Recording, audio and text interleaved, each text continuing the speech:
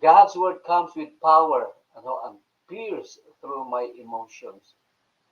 Laging nagpapaalala sa atin ang Panginoon. Sa tuwing ako nga po'y may tanong, I realize that God is my refuge and strength. Kaya katulad po ni David, mga kapatid, no, nagkakaroon tayo ng pag-asa. Sabi po sa Psalms 119, 114, You are my refuge and my shield. I have put my hope in your word. Wow! Alam niyo po mga kapatid, no, sa tuwing nagtatanong ako sa Panginoon, meron siyang kasagutan. At lagi niya akong dinadala, sa pag-asa sa Kanya. Pero sa totoo lang, maintaining that kind of hope is difficult. Difficult, mga kapatid. Mahirap. I am tempted to despair. No? Sino ba naman, mga kapatid, ang hindi mawawala ng pag-asa?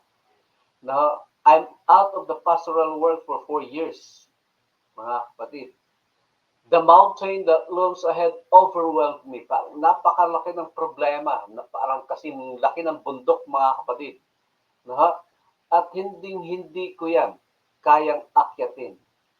Then I am reminded, no, tinatanong ko sa Panginoon, paano ba ito matatapos? Paano ko ba ma-overcome itong gabundok ng mga problemang ito? Sabi ng Panginoon, My grace is sufficient for you. For my power is made perfect in weakness. Amen?